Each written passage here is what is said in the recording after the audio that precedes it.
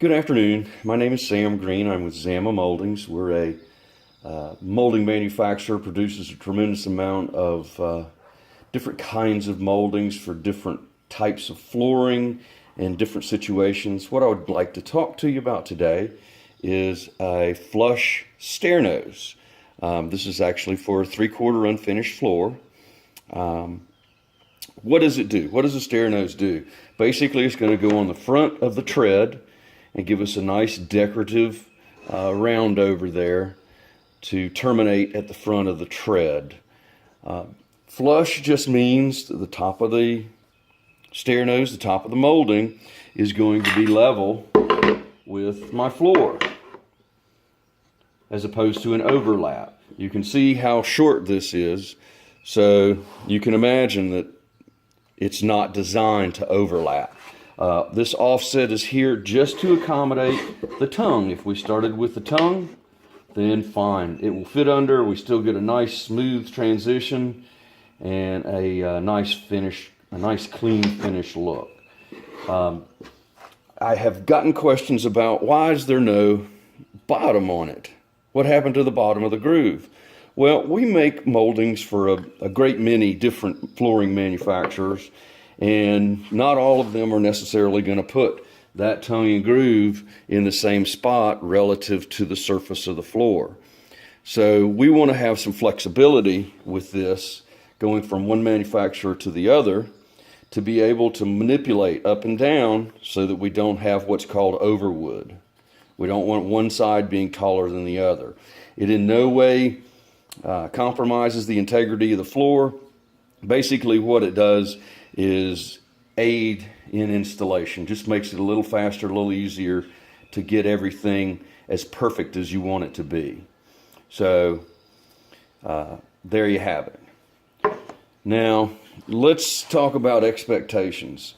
This particular installation is going to be time consuming because where you could really go if you've got a big job and you had a living room or a big kitchen and you're just putting plank after plank after plank in place and putting down a lot of square footage.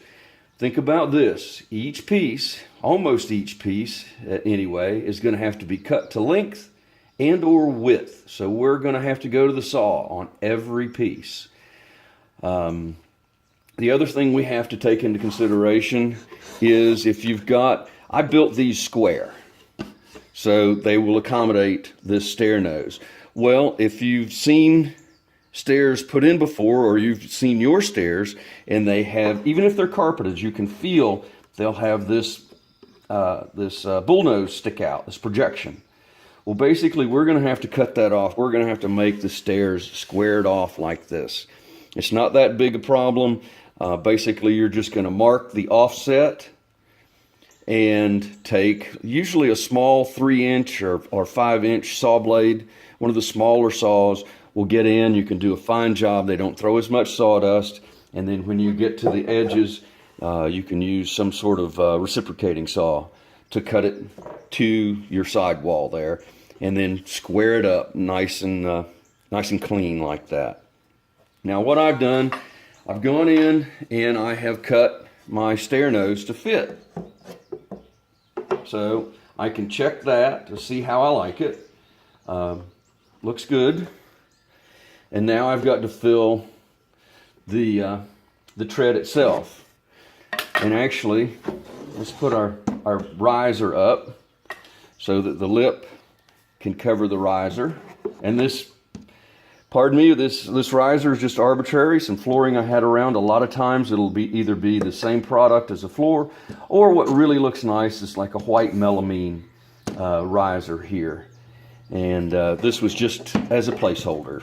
So, but still, we've got that in place. Looks good. We still have to build this out. Now there's a couple of ways you can do it. I can go in and I can cut each piece and drop it in, or if you want to do something, because each step needs to be treated independent of the other. They're not all going to be the same size. They're not all going to be the same shape. With a small one like this, I usually get away with being pretty square.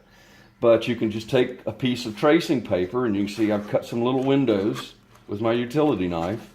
I'm going to drop that in place and leave some room. See how I've left room here? All this does is hold this paper in place. And I want to make a pattern.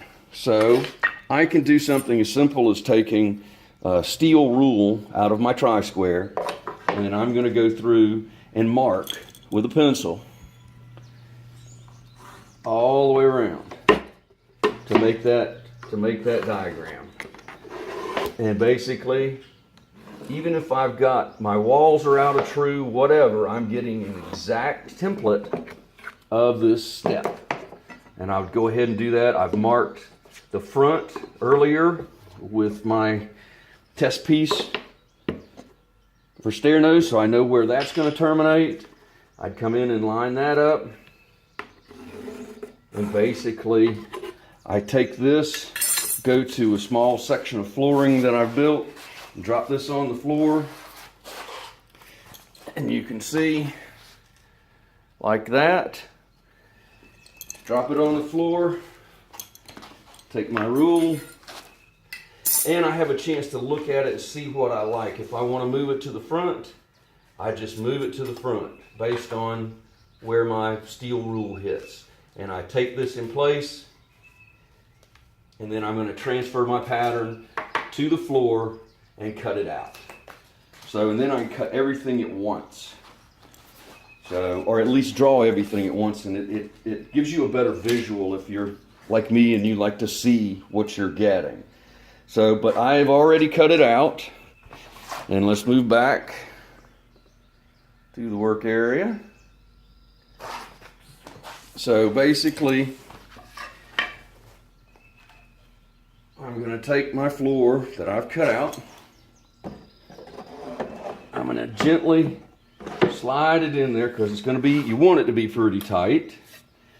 I'm going to take the stair nose and drop that in there and see how I like it.